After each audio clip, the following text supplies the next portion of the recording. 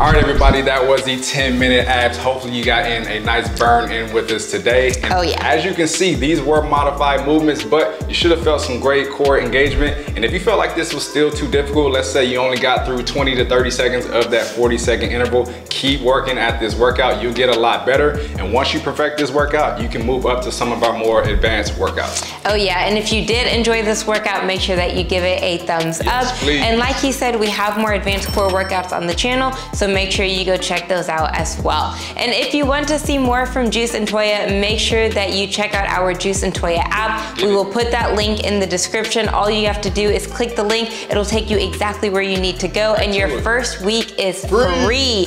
So you can check it out and see if it's something that you'll enjoy. We've got recipes, nutrition, messaging feature to message us one-on-one, everything that you need all in one place to take your fitness to the next level. All right. Thank you all for joining us today, and we will see you all at the next one.